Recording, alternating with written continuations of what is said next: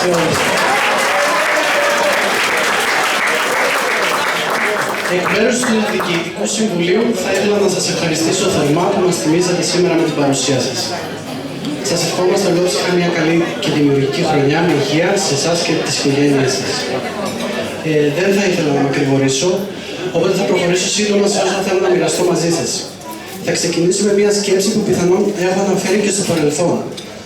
Όταν ανέλαβα τα καθήκοντά μου στο Σύλλογο, ένιωσα την ανάγκη να ορίσω μέσα μου τι σημαίνει Σύλλογος και ποια είναι τα πραγματικά του ωφέλη. Μέσα από αναζήτηση, συζητήσεις και επαφή με ανθρώπους που είχα κοντά μου, κατέληξα στο συμπέρασμα ότι ο βασικός στόχος του Συλλόγου μας είναι να προσελκύσει νέα άτομα, ώστε να μεταλαμπαδευτεί η έννοια του Μικρασιάτη, οι αξίες και τα ιδανικά του, αλλά και η συμβολή του στον τόπο μας.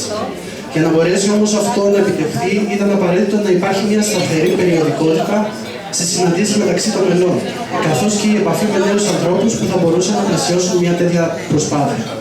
Οι επιλογές μας, λόγω του ότι ζούμε σε ένα μικρό τόπο, ήταν περιορισμένες. Ωστόσο, η έννοια του Μικρασιάτη είναι άρρηκτα συνδεδεμένη με τη μουσική και το χορό. Κάπου εδώ μπορώ να σας πω ότι η τύχη μας χαμογέλασε, καθώς είχα διαπροσωπικές σχέσεις με έναν πολύ καλό μου φίλο, τον Ανδρέα Σιμακόπουλο, ο οποίος υπήρξε για σειρά ετών χοροδιδάσκαλος σε αντίστοιχο σύλλογο. Έχοντας πραγματοποιήσει πέρυσι 4 σεμινάρια χορού και γνωρίζοντας την απήχηση που είχαν, αλλά και δεχόμενος τις παροτρύσεις αρκετών από εσάς εδώ μέσα, συγκλήθηκε Διοικητικό Συμβούλιο, στο οποίο κατέθεσα την πρότασή μου για την έναρξη χορευτικού τμήματος του Συλλόγου. Έτσι, τον περασμένο Νοέμβρη ιδρύθηκε το δικό μας χορευτικό τμήμα. Από τον πρώτο κιόλας μήνα είχαμε περίπου 50 εγγραφές, κάτι που μας γέμισε ιδιαίτερη χαρά. Σήμερα έχουμε ξεπεράσει τις 80 εγγραφές και συνεχίζουμε δυναμικά την προσπάθεια. Σε αυτό το σημείο θα ήθελα να ευχαριστήσω θερμά τον χοροδιδάσκαλο Ανδρέα Σιμακόπουλο για την αφοσίωση και την προσπάθεια που καταβάλει, καθώς και το Δήμο Σκιάφου, ο οποίος παραχωρεί την αίθουσα πολλαπλών χρήσεων του Γυμνασίου Κίου. Τέλος, θα ήθελα να ευχαριστήσω το υπόλοιπο Διοικητικό Συμβούλιο, την Αντιπρόεδρο Μαρία Βεργέρη, την Ταμεία Αντιγράδια Κουπή, την Γραμματέα Μιρόγιο Μανάκη, καθώς και τον Θάνο Τζούνα για τη στήριξη και την εμπιστοσύνη που μου έδειξαν. Εκ μέρους του Διοικητικού Συμβουλίου για τη σημερινή εκδήλωση θα ήθελα προσωπικά να ευχαριστήσω την Ταβέρνα Θεσσαλονίκη που μας φιλοξενεί, τον Δήμο Σκιάφου και τον Δήμαρχο Θοδωρή Τζούμα που συμβάλλει σταθερά στην προσπάθειά μας, την Αντιδήμαρχο Χαρά Πασχάλη για τη συνεχή της υποστήριξη, τη Simjets, το ξενοδοχείο Atlas, αλλά και όλους τους εθελοντές της προσπάθειας αυτής για τη σημερινή μέρα. Τη Μαρία Γιωβανάκη, την Ευκαιρική Γιακουδάκη, τον Κώστα Γιακουδάκη, τη Μαρία Νάρη, τη Βάσου Μεταφίδου, τον Χρήστο Σιμακόπουλο, τη Μιχαέλα Μαχέρα, την Έλενα Λάζου, την Ανδρομάκη Θεοδόρου και τη Σιραγγό Βαράκη.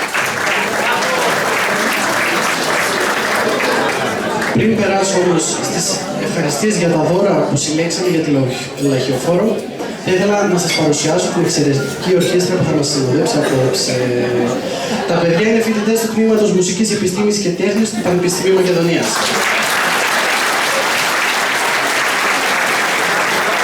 Στη φωνή είναι η Κουτζάκη Ειρήνη.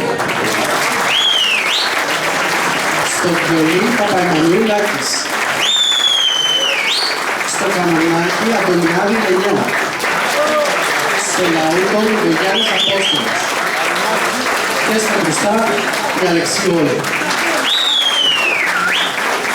Επίσης να ευχαριστήσουμε θερμά τον Αντώνη Κισουρά που έχει αναλάβει μόνο τον ήχο μας.